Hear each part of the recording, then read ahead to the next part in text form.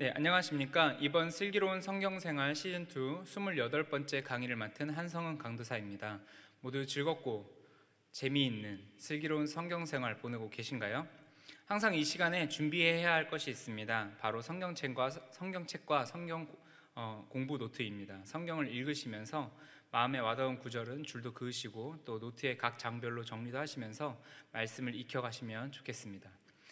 우리 이 시간에 저와 같이 예레미야 34장부터 45장까지 함께 보실 텐데요. 바로 34장 내용부터 우리 한번 살펴보도록 하겠습니다. 34장의 내용은 시드기야 시대 때 일어난 일을 기록하고 있습니다. 먼저 1절부터 7절까지의 말씀은 시드기야가 포로로 끌려간다라는 내용을 담고 있습니다. 하나님은 왕에게 가서 예루살렘의 함락이 확실하며 임박했다고 말하라고 이 예레미야에게 말씀하십니다. 예루살렘은 불탈 것이고 왕은 생포될 것이라고 이야기합니다. 그러나 4절에서 5절을 보시면 왕이 폭력적으로 죽지 않고 사람들이 그의 죽음을 애도할 수 있도록 적절한 장지에 매장될 것이라는 말을 듣게 됩니다. 물론 그가 이 예루살렘 함락 때는 바로 죽지 않았겠지만 그럼에도 불구하고 사실 그 시간 안에 여러 가지 어려운 일을 당했을 것이라는 것은 우리가 짐작할 수 있는 상황입니다. 8절부터 22절까지는 종의 해방을 철회했다라는 내용을 담고 있습니다.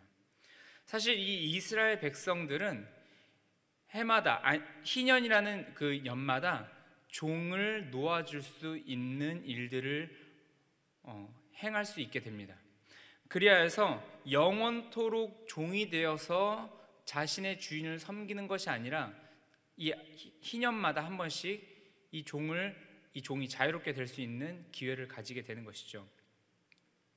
이렇게 종을 풀어주겠다라는 결정이 이 시드기야 통치 기간 중 정확하게 언제 있었는가 하는 점은 우리가 알 수는 없습니다. 아마도 시드기야와 백성들은 두려움에 사로잡혀 하나님과 자신들의 관계를 바로잡을 조치를 취하려고 했던 노력 중에 하나였겠죠.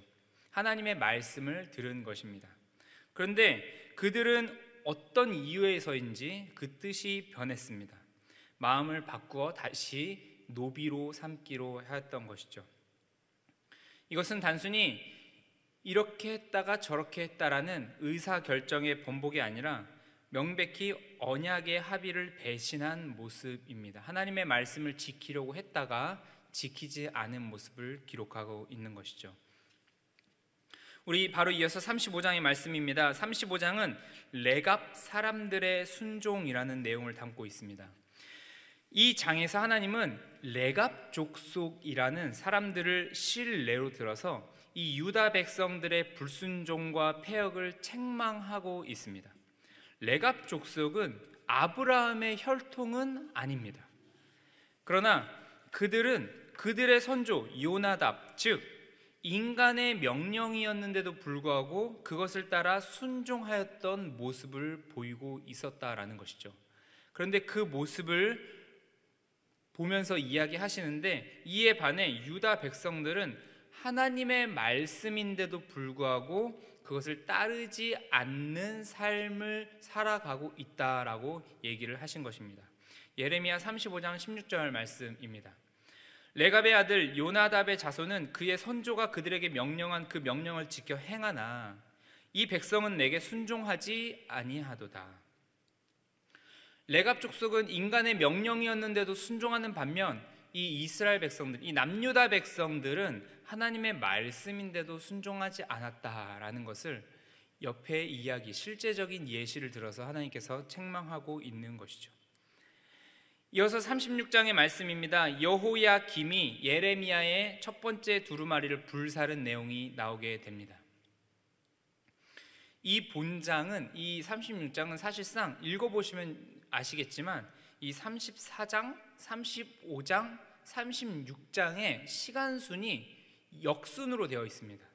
그러니까 사실 이 36장이 가장 먼저 일어난 순서이고 그 다음에 35장, 34장 이렇게 되어 있죠. 그런데 실질적인 기록은 34장을 먼저 기록해 놨다라는 것입니다. 도대체 왜 이렇게 했을까요?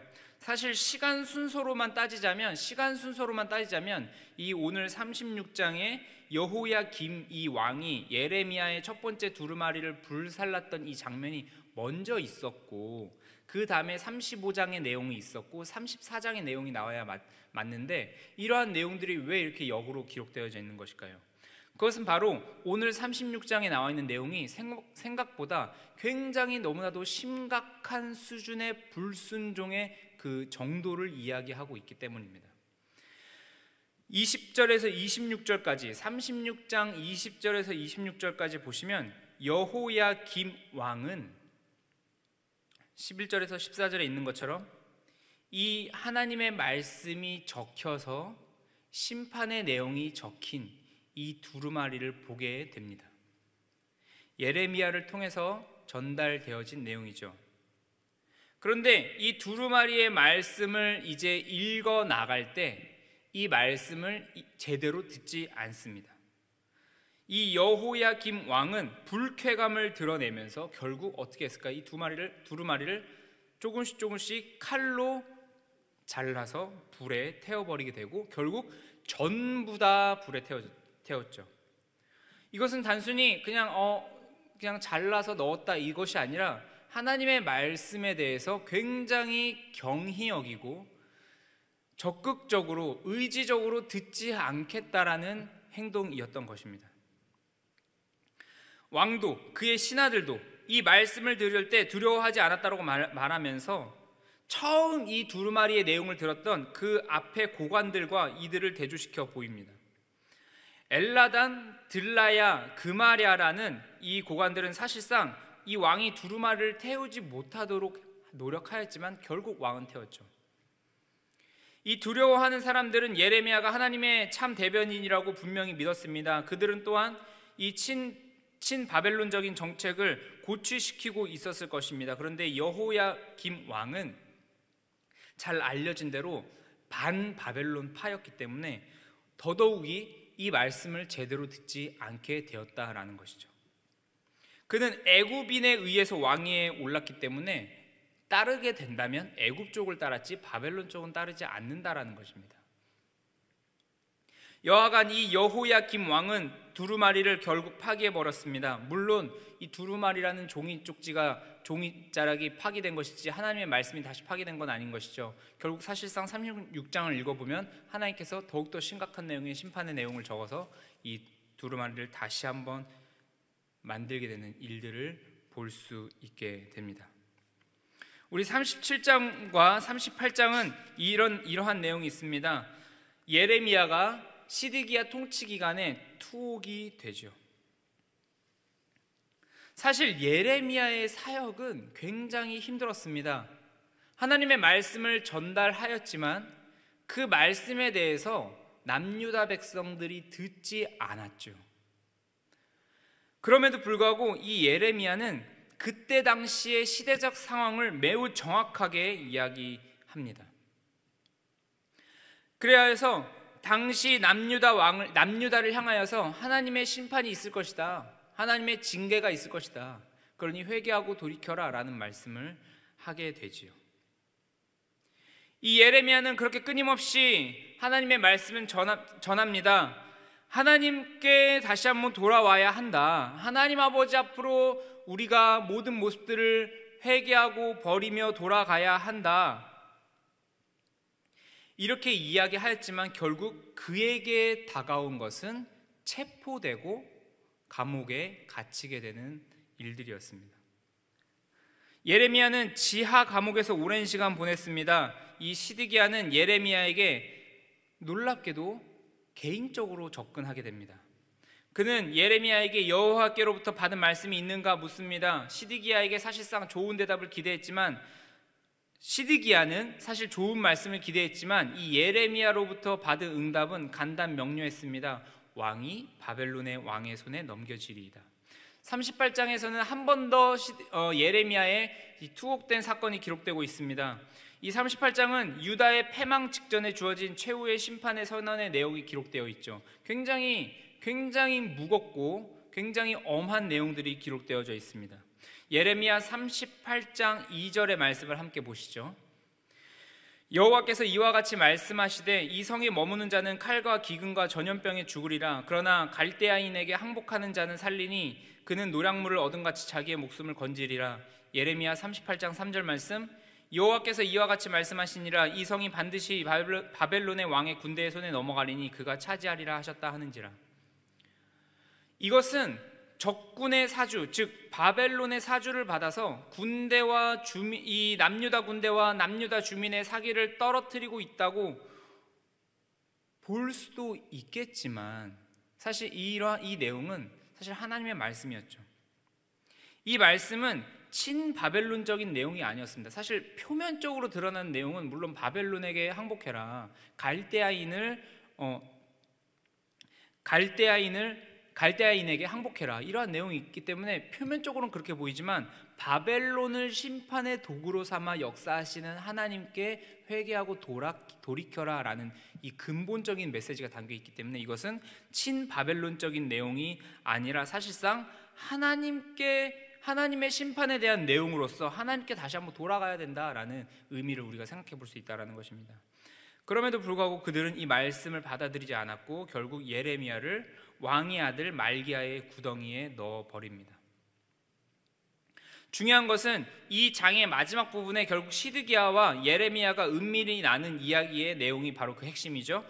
예레미야 38장 17절 말씀입니다. 예레미야가 시드기야에게 이르되 만군의 하나님이신 이스라엘의 하나님 여호와께서 이와 같이 말씀하시되 내가 만일 바벨론의 왕의 고관들에게 항복하면 내 생명이 살겠고 이 성이 불사름을 당하지 아니하겠고 너와 내 가족이 살려니와 내가 만일 나가서 바벨론의 왕의 고관들에게 항복하지 아니하면 이 성이 갈대아인의 손에 넘어가리니 그들이 이 성을 불사를 것이며 너는 그들의 손에서 손을 벗어나지 못하리라 하셨나이다. 네, 사실 이 갈대아인이라는 것은 바벨론인을 말합니다. 이렇게 하나님의 말씀이 떨어졌건만 시드기야는 이 말씀에 제가 돌이키겠습니다, 바벨론을 따라가겠습니다, 이런 식으로 이야기하지 않고 끝끝내 대답을 못하고 장면이 끝나게 됩니다. 39장으로 넘어옵니다. 39장으로 넘어오면 결국 이 예루살렘 성, 남유다의 수도였던 이 예루살렘 성이 함락되고 맙니다. 이 시드기야 왕 제위 11년에 이 바벨론 군대는 예루살렘 성에 진입하게 되고 예루살렘 성은 포위된 지 1년 6개월 만에 함락되고 맙니다. 이 39장은 이렇게 예루살렘의 함락, 그리고 시드기야, 예레미야, 그리고 38장에 잠시 나왔던 에티오피아 내시 에벳 멜렉의 운명에 초점을 맞춰서 기록하고 있죠. 여하간 39장의 내용을 보면서 사실 예레미야를 통해서 말씀하셨던 이 남유다의 패망에 대해서 정말로 진짜 일어났고 이것은 하나님의 말씀이었던 것이 다시 한번 확연하게 드러나져지고 있는 사건이라는 것입니다. 40장에는 예레미야의 석방의 이야기가 기록되고 있습니다. 이 예레미야는 예루살렘 성이 바벨론 군대에 의해서 함락되자 이 느부갓네살의 특명을 받은, 이름이 굉장히 독특한데요, 느부사라단에 의해서 이 시위대들 감옥에서 구출되게 됩니다. 우리가 지금 현재 예레미야가 이제 시위대들 안 감옥에 이제 잡혀 있다라는 것을 우리가 보고 39장을 봤었는데요, 40장에서는 그곳에서 구출되는 내용이 나오게 됩니다. 느부사라단은 예레미야에게 이렇게 침략당하여서 너희 남유다가 멸망당하게 된 것은 하나님의 말씀이신 심판의 내용대로 된 것이라고 설명을 하죠. 굉장히 놀랍습니다. 남유다의 그 입에서 나와야 되는 말이지만 사실 적국의 입에서 이것은 하나님의 일이다라는 말들이 나오게 되는 것을 우리가 볼 수 있죠. 예레미야가 하나님의 선지자로 지난 40년 동안 유다 백성들에게 선포한 경고입니다. 그럼에도 불구하고 유다 백성이 하나님의 말씀에 순종하지 않고 오히려 대적한 결과로 유다 왕국이 멸망하였음을 분명히 지적하고 있는 장면입니다. 이후 느부사라단은 예레미야를 그다랴라는 유다 총독에게 보내어서 예레미야의 신변을 안전하게 하도록 합니다. 유다 총독 그다랴는 이 바벨론이라는 나라가 지정한 유다의 총독입니다. 그러니까 적국의 왕이 자신의 조국을 다스리도록 지위를 부여해서 준 것이죠. 이러한 소식은 곳곳에 흩어져 있던 유다의 병들에게도 들려졌을 것입니다. 그리하여서 그다랴가 있는 미스바로 모여들게 되죠. 이 그다랴는 자신이 어디까지나 바벨론의 총독이라는 점에서 유다 백성들로부터 적극적인 호응을 기대할 처지는 아니었을 것입니다. 굉장히 불편했겠죠. 나는 유다 사람인데 바벨론의 명을 받아서 유다를 다스리게 되다니. 네, 굉장히 좋지 않은 느낌을 받았겠지만, 그럼에도 불구하고 이 그다랴는 최선을 다해서 유다 백성들이 그 안에서 잘 살 수 있도록 다시 한번 열심히 고민을 하고 정책을 펼치면서 나아가게 됩니다. 그리하여서 이 그다랴는 유다 백성들을 하나로 묶어서 통솔하는 일들을 이제 진행하게 되죠. 예레미야 40장 9절 말씀입니다. 사반의 손자 아이감의 아들 그다랴가 그들과 그들의 사람에게 맹세하여 이르되 너희는 갈대아 사람을 섬기기를 두려워하지 말고 이 땅에 살면서 바벨론의 왕을 섬기라. 그리하면 너희에게 유익하니라. 보라, 나는 미스바에 살면서 우리에게로 오는 갈대아 사람을 섬기리니 너희는 포도주와 여름 과일과 기름을 모아 그릇에 저장하고 너희가 얻은 성읍들에 살라 하니라. 이렇게 말함으로써 바벨론의 속주로서 또 바벨론에 대한 저항을 최소화시키면서 동시에 유다 지방의 재건에 혼신의 힘을 기울입니다. 결국 이러한 헌신적인 노력을 통하여서 유다 지방에서 좀처럼 볼 수 없었던 평화를 가져오게 되죠. 하나님은 그곳에 사람들을 남겨놓으셨을 뿐만 아니라 주변 국가에 숨어있던 유다인들도 돌아와서 유다의 이 산업을 조금씩 회생시키게 됩니다. 그리하여서 그 땅을 여전히 약속의 땅으로 남아있도록 하는 것이죠.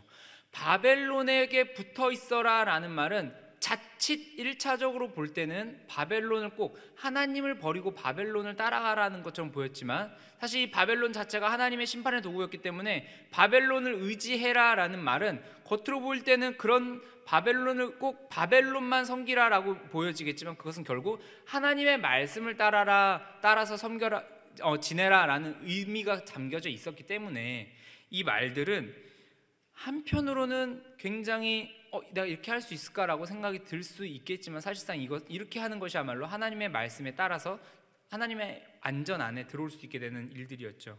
지금 그다랴가 조금씩 그 일들을 행하고 있었다라는 것입니다. 자, 그런데 41장에 들어오면서 굉장히 좋지 않은 일을 결국 겪습니다. 그다랴는 죽게 됩니다. 그리고 요하난이라는 사람의 이야기가 등장하게 되죠.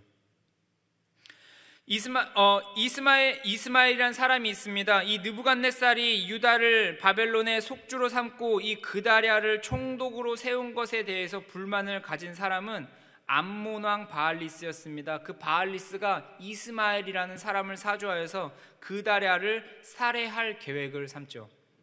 이 일들은 계속해서 진행되는데요, 이스마엘은 동료 10명과 함께 이 그다랴를 방문합니다. 그들과 함께 즐겁게 식사를 나누고 있습니다. 그런데 갑자기 식사 도중 일어나 그다랴를 그 자리에서 살해하게 됩니다. 굉장히 너무나도 처참한 광경이지요. 이스마엘은 곧바로 그다랴 편에 속한 사람들과 유다에 파견 나와 있는 이 바벨론 군사들까지 죽입니다. 이러한 이스마엘의 행동은 조국에 대한 배신 행위와 다름없는 행위였습니다. 이 이스마엘의 행위는 모처럼 안정을 찾은 유다 땅에 다시 한번 평화를 깨트리는 행위였죠. 바벨론 왕의 분노를 야기한 것입니다. 총독 그다랴는 느부갓네살이 임명한 바벨론의 관리였기 때문에 이 관리 및 바벨론의 군사들을 살해했다라는 이 사건은 굉장히 좋지 않은 사건입니다. 바로 느부갓네살의 심기를 건드리는 사건이었죠. 그 결과 느부갓네살이 자비를 베풀었던 유다 땅의 모든 남은 자들까지 이제 생명까지 위태롭게 된 상황이 되고 말았다라는 것입니다. 이 그다랴를 살해한 이후에 이스마엘은 미스바에 머물러 있을 수 없다고 판단하여 암몬으로 도피하게 됩니다. 우리는 우리는 이 40장을 보면서 조금이라도 회복되어지려고 노력했던, 조금이라도 괜찮아지려고 했던 이 유다 땅이 다시 한번 힘들어지고 굉장히 좋지 않은 결과로 가게 되고 있다라는 것을 우리가 다시 한번 보게 되죠. 42장의 내용입니다. 백성들의 애굽 이주 계획과 하나님의 경고입니다. 이 이스라엘 백성들은 요하난이라는 사람을 따라서 결국 바벨론의 통치로부터 벗어나서 애굽으로 피난하려고 하고 있습니다. 이 요하난이 지금 남아있는 유다 백성들을 가지고 다시 한번 자기네 땅으로 와서 이제는 살아야 되는데, 이스마엘은 도망쳤고 다시 한번 자신의 땅으로 와서 살아야 하는데, 그렇게 해야 되는데 사실 이 요하난은 애굽으로 도망치게 되었죠. 그렇지만 이러한 모습들은, 이러한 요하난의 결정은 굉장히 좋지 않은 결정이었습니다. 우리 예레미야 27장 21절에 한번 이렇게 말씀이 기록되어 있는데요, 같이 한번 읽어보시죠. 만군의 여호와 이스라엘의 하나님께서 여호와의 성전과 유다의 왕의 궁전과 예루살렘에 남아있는 그 기구에 대하여 이와 같이 말씀하셨느니라. 그것들이 바벨론으로 옮겨지고 내가 이것을 돌보는 날까지 거기에 있을 것이니라. 그 후에 내가 그것을 올려와 이곳에 그것들을 되돌려 두리라. 여호와의 말씀이니라. 즉 현재 이들은 바벨론에 있었어야 한다라고 이야기하는 것입니다. 그런데 지금 요하난은 애굽으로 가려고 하고 있고, 심지어 이 일에 대해서 예레미야에게 하나님은 무엇이라고 말씀하시는가 물어보라고 하죠. 결국 예레미야의 대답은 똑같이 이렇게 나옵니다. 예레미야 42장 11절 말씀, 여호와의 말씀이니라. 너희는 너희가 두려워하는 바벨론의 왕을 겁내지 말라. 내가 너희와 함께 있어 너희를 구원하며 그의 손에서 너희를 건지리니 두려워하지 말라.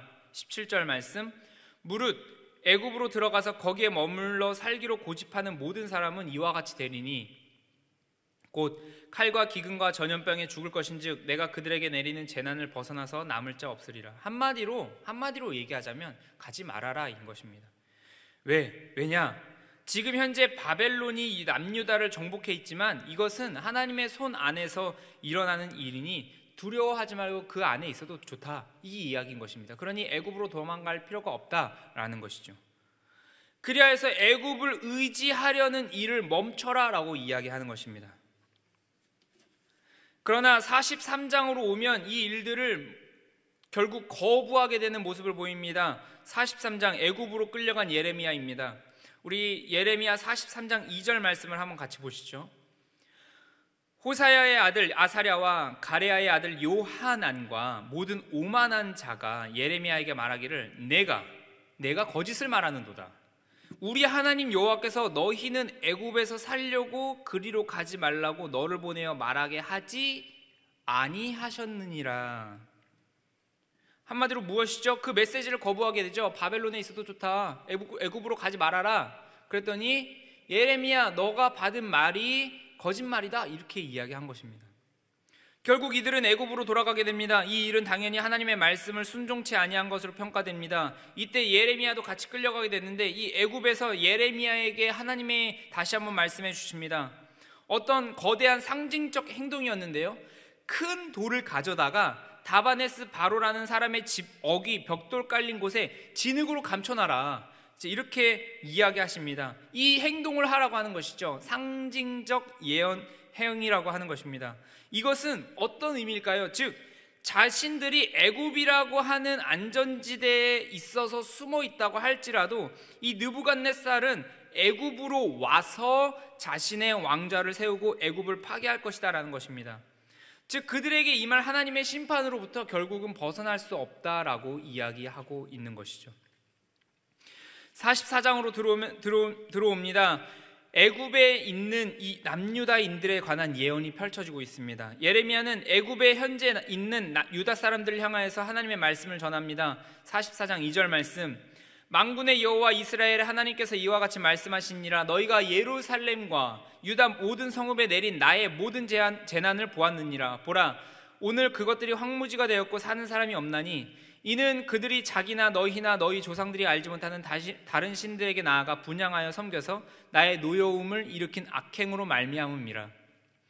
내가 나의 모든 종 선지자들을 너희에게 보내되 끊임없이 보내어 이르기를 너희는 내가 미워하는 이 가증한 일을 행하지 말라 하였으나 그들이 듣지 아니하며 귀를 기울이지 아니하고 다른 신들에게 여전히 분향하여 그들의 악에서 돌이키지 아니하였으므로 나의 분과 나의 노여움을 쏟아서 유다 성읍들과 예루살렘 거리를 불살랐더니 그것들이 오늘과 같이 폐허와 황무지가 되었느니라.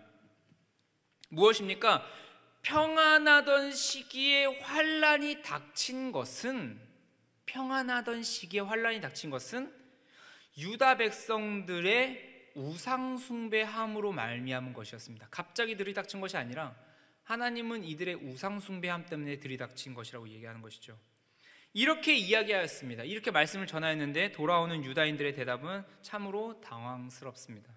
44장 16절 말씀, 내가 여호와의 이름으로 우리에게 하는 말을 우리가 듣지 아니하고 우리의 입에서 낸 모든 말을 반드시 실행하여 우리가 본래 하던 것 곧 우리와 우리 선조와 우리 왕들과 우리 고관들이 유다 성읍들과 예루살렘 거리에서 하던 대로 하늘의 여왕에게 분향하고 그 앞에 전제를 드리리라. 그때에는 우리가 먹을 것이 풍부하며 복을 받고 재난을 당하지 아니하였더니 우리가 하늘의 여왕에게 분향하고 그 앞에 전제 드리던 것을 패한 후부터는 모든 것이 궁핍하고 칼과 기근의 멸망을 당하였느니라 하며. 놀랍죠? 저와 여러분들 굉장히 이 부분을 보면서 굉장히 놀라운 부분입니다. 하늘의 여왕께 분향할 때, 즉 하나님의 보시기에는 이제 우상 숭배가 시작되었죠. 그 우상 숭배가 시작된 것으로 인하여서 사실 기근과 칼과 이방 나라의 침략들이 당하게 됨으로써 좋지 않은 일들을 겪은 건데, 이것이 왜 이렇게 됐는지를 아직까지 사실은 깨닫지 못하고 있는 장면인 것입니다. 평안하게 우리 잘 살고 있었는데 왜 환란이 닥쳤는가? 오히려 하늘의 여왕을 섬길 때는 멀쩡하게 살고 있었는데, 그렇죠, 이때는 하나님의 시각에서 볼 때 우상 숭배하던 시각이죠. 그 일들을 패한 후부터 당하지 아니하였는가, 이렇게 말하는 것이죠. 스스로 패하는 것이 아니라 이제 침략을 당하고 힘들게 되어짐으로 인하여서 이제 하지 못하게 된 것이죠. 그런 상황을 맞이하면서 자신들이 우상 숭배를 했기 때문에 당한 하나님의 심판이라고 생각되어지지 아니하고 갑자기 일들이 왜 이렇게 생겼는가, 이렇게 생각을 한다는 것입니다. 이렇게 대답하는 유다인들에게 하나님께서 다시금 말씀하십니다. 유다 왕 시드기야가 바벨론 왕 느부갓네살에게 눈이 뽑혀 포로로 끌려갔던 것처럼 이 너희들이 지금 현재 의지하는 애굽 왕 호브라도 그렇게 될 것이다. 이 호브라는 결국 3년 뒤에 죽게 됩니다. 사실 이제 시간 순으로 볼 때 이 오늘 우리가 봤던 44장이 이 예언은 예레미야의 마지막 예언입니다. 결국 이 예언은 어떻게 됐을까요? 그냥 이렇게 선포만 되고 끝나는 이런 식으로 되었을까요? 그렇지 않습니다. 이 예언은 결국 실현이 되지요. 이들은 마지막까지 자신들의 우상 숭배를 깨닫지 못하고 결국 하나님의 심판을 받게 됩니다. 45장은 조금 다른 내용입니다. 45장은 바룩에 관한 메시지인데요, 이 예레미야서는 뜻밖에도 바룩이라는 사람에게 주는 짧은 메시지로 이어집니다. 이 36장에서 바룩이 등장하는데, 사실 이 바룩은 예레미야의 서기관이자 이 동료이지요. 36장에 나옵니다. 예레미야 36장에도 등장하는 사람인데요, 예레미야서의 이번 장이 이 예언으로 끝난다는 것은 사실 이 바룩이 예레미야서의 최종 형태에서 굉장히 중요한 역할을 담당하고 있었음을 시사합니다. 1차적으로 바룩이라는 사람에게 중요하고 적절한 지위를 부여하고 있고, 그리고 그가 주님에게서 받은 축복에 감사하다는 것을 보여주고 있는 것이죠. 사실 이 바룩은 예레미야의 서기관이고 예레미야의 신실한 동역자였습니다. 그는 예레미야가 선포한 내용을 두루마리에 이제 기록하던 사람이었죠. 그러나 단순히 그냥 옆에 있는 사람이 하는 말을 기록해서 적었다, 그렇기 때문에 힘들지 않게 생활했겠네 라고 생각되어지지 않고, 사실 이 바룩은 엄청난 심리적 압박을 견디며 살았던 것으로 보여집니다. 그 역시도 매우 어려운 환란을 겪으면서 예레미야와 함께 이 시간을 견디고 있었죠. 그래서 오늘 이 말씀 읽어보면 어떻게 됩니까? 바로 이 바룩도 화루다, 나는 탄식하고 고통과 슬픔이 있다라고 말하죠. 그러나 예레미야가 이 바룩을 향한 하나님의 말씀을 전달합니다. 예레미야 45장 5절 말씀, 내가 너를 위하여 큰 일을 찾느냐? 그것을 찾지 말라. 보라, 내가 모든 육체에 재난을 내리리라. 그러나 내가 가는 모든 곳에서는 내가 너에게 내 생명을 노량물 주듯 하리라. 여호와의 말씀이니라. 조금 더 쉽게 말하자면, 내가 내 자신을 위하여서 큰 일을 추구하느냐? 너는 그런 것들을 추구하지 말아라. 내가 모든 백성에게 재앙을 내리겠다. 그러나 내가 어디로 가든지 너의 목숨만은 살아남을 것이다. 이것은 나 여호와의 말이다. 바룩은 자신이 하나님의 일을 한 것에 대한 어떤 보상을 바라고 있었을런지 모르겠습니다. 그러나 그것을 추구하지 말라고 말씀하십니다. 오히려 지금 족하다 말씀하시는 것이죠. 세상을 심판하고 다스리는 하나님이 함께하고 있기 때문입니다. 이렇게 바룩을 향한 메시지를 주시면서 오늘 이렇게 45장의 이야기가 끝이 나게 되죠. 저와 여러분들은 굉장히 짧지만 상당한 분량의 오늘의 내용을 살펴봤습니다. 우리는 이 요시야라는 왕의 통치 13년부터, 즉 주전 627년부터 시드기야 11년 말인 주전 686년 이 예루살렘 성이 함락되는 이 시간까지 약 41년간의 예레미야의 사역을 거의 살펴보았습니다. 물론 우리가 지금 이 뒷부분 예레미야서가 52장까지 있기 때문에 더 살펴봐야 하겠지만 오늘 45장까지 거의 끝자락까지 왔죠. 우리는 이 우상 숭배하여 하나님을 떠난 이스라엘 백성들을 향하여 하나님께서 징계하시며 돌이켜라 라고 하는 일들을 우리는 오늘 이 예레미야서를 보면서 우리는 확인하게 되었다라는 것이죠. 우리가 오늘 이 45장까지 예레미야서의 내용은 전체적으로 봤을 때 사실 이 중간 덩어리에 해당하는 내용입니다. 쭉 한번 살펴보시면서 어떠셨나요? 예레미야는 결국 하나님의 심판이 바벨론을 통해서 임하게 되는 이 하나님의 예언을 본인도 경험합니다. 이스라엘 백성들도 경험하고 예레미야도 경험하죠. 돌이켜라, 우상 숭배하지 말아라 라는 말을 전하지만 바벨론으로 인한 유다의 멸망은 돌이켜지지 않은 상황입니다. 근데 사실 한번 생각해 보십시다. 우리는 지금 신약까지 와서 모든 상황을 알고 있기 때문에 이 바벨론으로 인하여 침략이 당하게 되고 이 바벨론으로 인하여 포로 생활하는 이 70년도 영원하지 않고 70년 뒤에는 사실 다시 돌아온다고 이야기하죠. 이 국가적 재난은 영원토록 계속되지가 않습니다. 시간적인 큰 시각에서 봤을 때, 굉장히 넓게 봤을 때는 이 70년이라는 시간이 아주 잠시 동안 있는 것이죠. 물론 개인적으로 봤을 때는 사실 긴 시간은 아닙니다. 거의 한 사람의 인생의 수준 시간이라고 할 수 있을 정도의 70년이라는 시간이 굉장히 길기 때문에 개인적으로 봤을 때는 짧지 않지만 이것은 영원토록 이어지는 형벌은 아닌 것이죠. 그렇다면 우리가 이 일들을 보면서 도대체 우리가 느끼는 것은 어떤 것일까요? 우리가 다시 한번 깨닫게 되는 것은 어떤 것일까요? 사실 심판은 정해져 있습니다. 예루살렘 함락이라는 바벨론을 통하여서 예루살렘이 남유다가 무너질 것이라는, 남유다 안에 있는 우상 숭배로 말미암아 이 남유다가 무너질 것이라는 이 심판은 정해져 있습니다. 하나님께서 우리의 구원자요 피난처요 우리의 목자가 되시는데 그 하나님의 심판이 혹독하게 임할 것이라는 것이죠. 이것은 단순히 국가적인 재난, 단지 사회적인 재난뿐만 아니라 개인적으로도 굉장히 고통스러운 시간인 것입니다. 예레미야 선지자라고 해서도 예외가 되지 않습니다. 도대체 이것은 어떤 상황일까요? 예레미야는 선지자였기 때문에 하늘에서 떠 있어서 심판받지 않고 그냥 너희들 잘 살면 된다 이렇게 얘기하는 것이 아니라 모두 다 힘든 시간을 보내고 있는 것입니다. 이 심판은 그런데 놀랍게도 이 남유다의 멸망이라는 심판은 사실 정해져 있었던 것입니다. 예레미야가 요시야 왕 때 사역을 시작했거든요. 근데 이 요시야 왕의 아버지 아몬 왕, 그리고 이 아몬 왕의 아버지인 그 유명한 악한 왕인 남유다의 악한 왕인 므낫세 왕으로부터 그 출발을 보게 됩니다. 우리 열왕기하 23장 25절을 한번 보시죠. 요시야와 같이 마음을 다하며 뜻을 다하며 힘을 다하여 모세의 모든 율법을 따라 여호와께로 돌이킨 왕은 요시야 전에도 없었고 후에도 그와 같은 자가 없었더라. 그러나 여호와께서 유다를 향하여 내리신 그 크게 타오르는 진노를 돌이키지 아니하셨으니 이는 므낫세가 여호와를 경노하게 한 그 모든 경노 때문이라. 여호와께서 이르시되 내가 이스라엘을 물리친 것 같이 유다도 내 앞에서 물리치며 내가 택한 이 성 예루살렘과 내 이름을 거기에 두리라 한 이 성전을 버리리라 하셨더라. 북이스라엘은 이미 아수르의 손에 망했습니다. 722년에 멸망했죠. 그랬던 것처럼 이 남유다도 내 앞에서 물리치며, 너무나도 충격적인 말씀, 내가 택한 이 성 예루살렘과 내 이름을 거기 두리라, 이 말씀은 3하에 나와 있던 이 다윗 언약을 이야기한 것입니다. 굉장히 안정적이고, 물론 그 내용 안에서도 하나님의 말씀을 거부하면 하나님께서 징계를 하시며 이들을 돌이키겠다, 이 성이라도 던져버리겠다.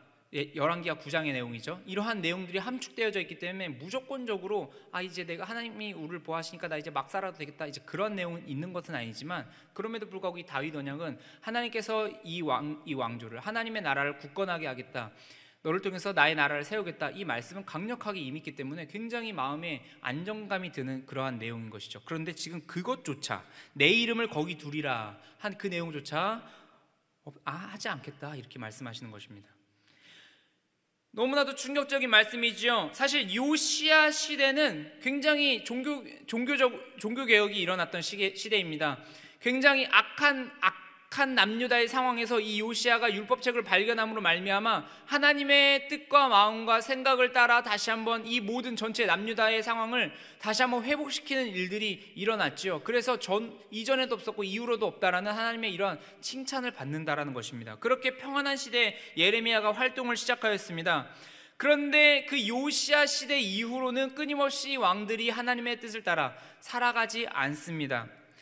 근데 문제는 그것으로, 이 중간에 있는 그것으로 인해서 심판이 있는 것이 아니라, 이미 이 요시야 시대 때, 평화로웠던 요시야 시대 때 예레미야가 사역을 시작했지만, 이 요시야 시대 전에 있었던 므낫세 왕 때 있었던 이 악함으로 인하여서 마지막 징계, 심판과 징계가 정해져 있다라는 이야기를 한 것입니다. 이렇게 정해져 있는 상태에서 이 평화로운 요시야 시대를 맞이한 것이죠.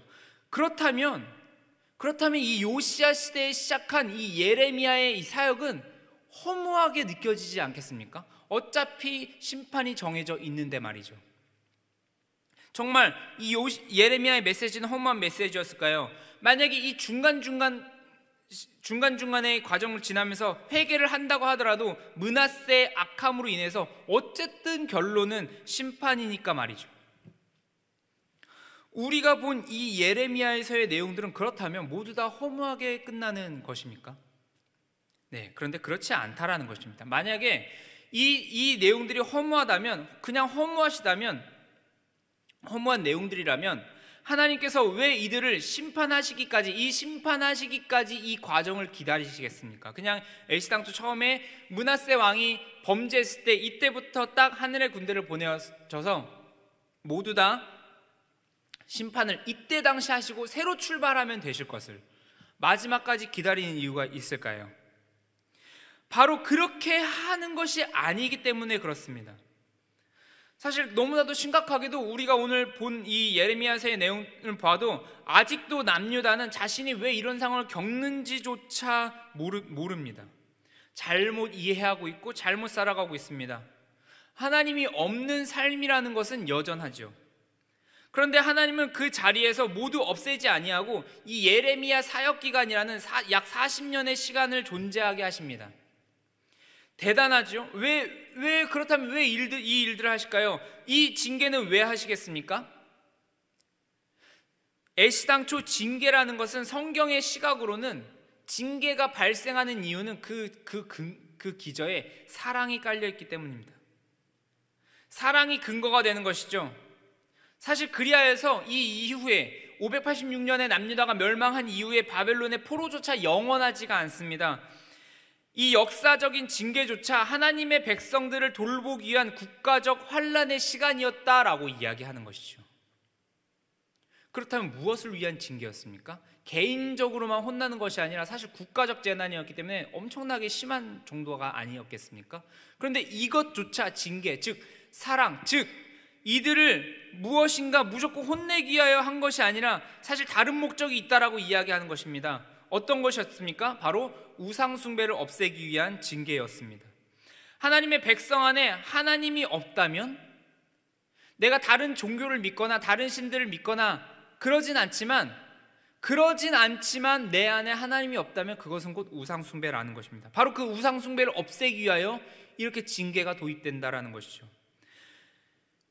그렇다면 이 예레미야의 통치 기간인 40년은 어떠한 상황입니까? 어떻게 생각을 할 수 있을까요? 어떻게 우리가 이해할 수 있을까요? 남유다 백성들은 한 번 잘못한 것을 회개한 것 가지고 우상 숭배가 뿌리 뽑아지는 것이 아님을 경험하게 된다라는 것입니다. 단순히 이 징계, 힘든 시간이 없어지는 것이 목적이 아니라 하나님의 백성들이 우상 숭배하지 않는 것이 목적이지요.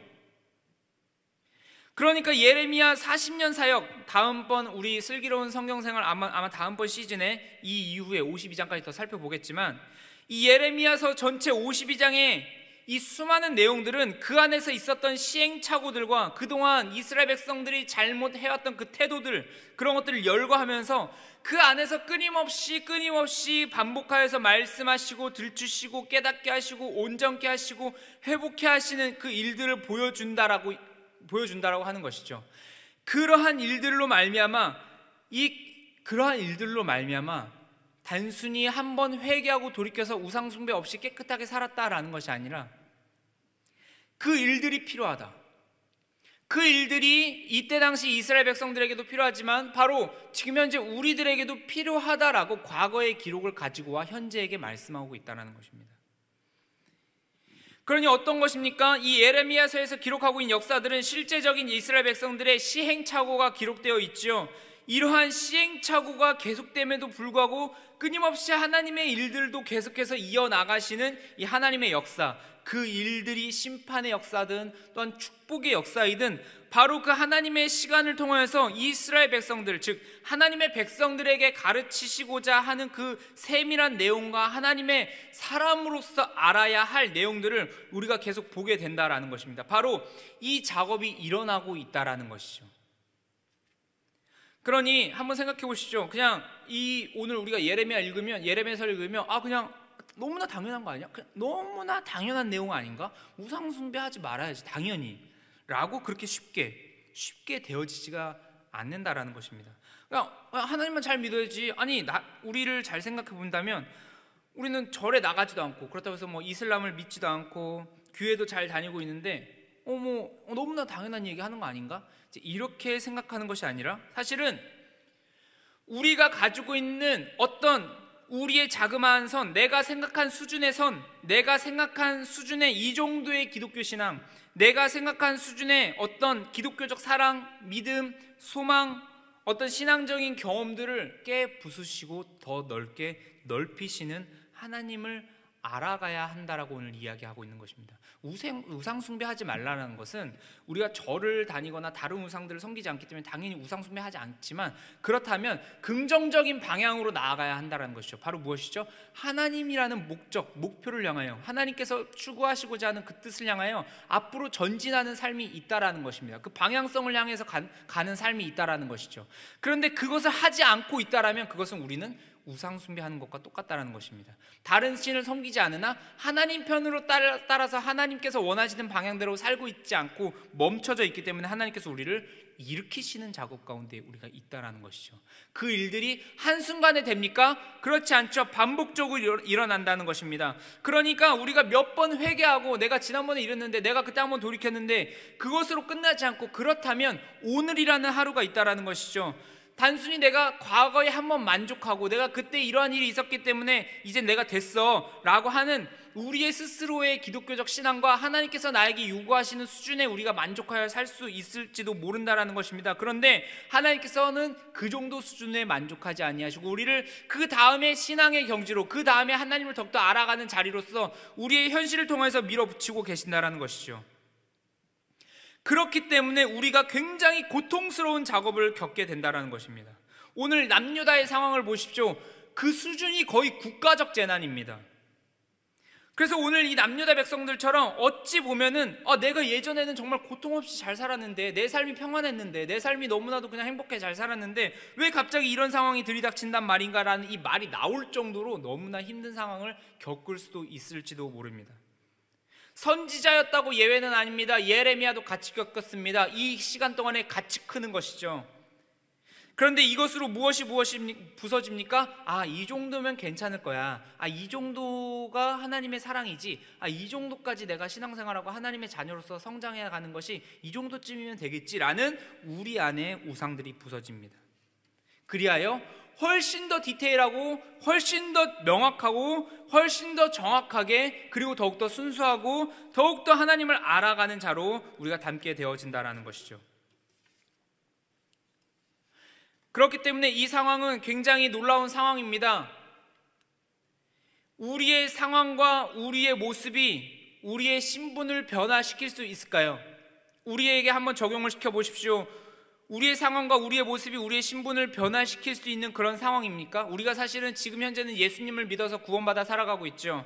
그런 것은 우리의 도덕적인 착함 때문에 구원받았다라는 소리가 아니다라는 것입니다. 내가 이 정도면 괜찮아. 내가 이 정도면 내가 착하니까. 내가 이 정도면 내가 선하게 살고 있으니까 난 문제 없어. 그것 때문에 구원받았다는 소리가 아니죠.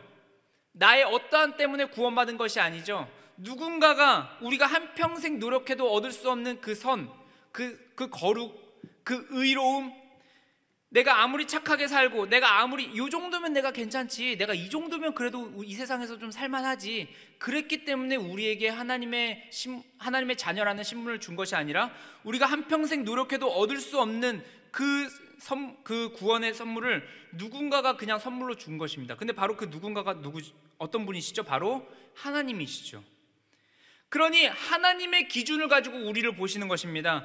하나님께서 우리라는 이 죄인에게 예수 그리스도의 의를 기초로 율법의 모든 요구, 하나님께서 원하시는 그 모든 요구가 충족되었다고 이 죄인에게 선포하시는 하나님의 법적인 행위, 바로 즉 내가 너를 구원하였다, 내가 너를 의롭게 했다, 이 일이 우리에게 이루어진 것입니다. 이러한 신분의 변화가 우리를 바꾸는 것입니다. 그러니 내가 이 정도면 괜찮으니까 고통 없이 이제부터 살 수 있겠지라는 그 생각을 깨부수시면서 들어오시는 하나님의 일하심 속에 우리의 삶이 있다라는 것이죠. 그 신분의 변화가 우리를 바꾸는 것입니다. 그래서 때로는 이 이스라엘 백성들처럼 매우 어려운 상황, 고통스러운 상황 속에 있을 수 있겠습니다만, 그 상황은 우리가 생각할 때도 너무나도 어렵다라고 생각할 수 있겠지만, 그 상황은 우리가 이 정도면 괜찮겠지, 나 정도면 괜찮겠지라는 신앙을 뿌리 뽑아내고 있습니다. 그 우상을 뿌리 뽑아내고 있죠. 그래서 내가 이 땅 가운데 살아가면서 생각하고 마음 먹어야 할 우리의 인격 자체가 드디어 하나님다워지기 시작합니다. 우리가 하나님처럼 된다, 존재가 변한다, 그런 말이 아니라 우리가 하나님의 성품을 닮아간다는 것이죠. 나에게 우상 숭배는 없어지고 오로지 하나님의 뜻을 펼치며 살아가는 우리들이 나오게 된다는 것입니다. 그렇기 때문에 그 일들에게는 당연히 시간이 필요하고 그 일들에게는 과정이 필요합니다.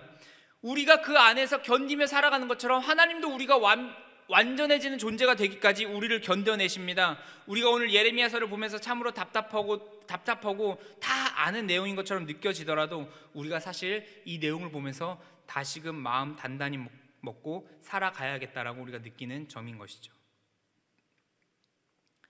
그러니 오늘 예레미야서는 아직 사실 조금 더 남았습니다. 지금까지 우리가 살펴본 예레미야서를 한 번 더 보시면서 이 시대와 우리의 삶 속에서 하나님의 사람으로 살아가며 묵상하며 기도하며 견디며 살아가시는 저와 여러분이 되셨으면 좋겠습니다.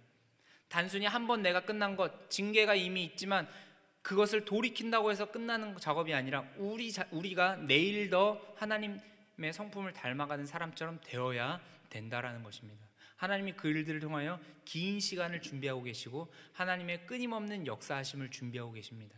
우리가 그 다음 사람, 그 다음 더욱더 나은 존재가 되기까지 우리를 기다리는 것이죠. 그 일들을 오늘도 해나가시는 저와 여러분들이 되셨으면 좋겠습니다. 오늘 사실 이 강의로 슬기로운 성경생활 시즌2의 일정은 모두 마치게 됩니다. 우리가 이번 9월 14일 에스라 1장을 시작해서 12월 7일 예레미야 45장까지 구약을 살펴보았는데요, 우리의 삶에 성경을 가까이 하기 위한 시간으로 함께 해왔습니다. 어떤 분들은 구약의 이야기가 쉽게 느껴진 분들도 계시고, 또 어떤 분들은 신약이 좀 더 쉽다고 이제 느끼시는 분들도 있을 텐데요, 언제나 성경을 알아가는 것은 사실상 쉬운 이야기부터 시작해서 깊고 깊은 하나님의 진리를 알아가는 과정으로 가게 되는 것 같습니다. 약 3개월간 짧은 시간이었지만 잠시 쉬었다가 다음번 슬기로운 성경 생활을 기대하시며 그동안 다시금 한번 읽어보시며 하나님의 말씀과 함께 생활하시는 저와 우리 모든 성도님들이 되시기를 주님의 이름으로 바라도록 하겠습니다. 이 시간 함께 기도하면서 마치도록 하겠습니다.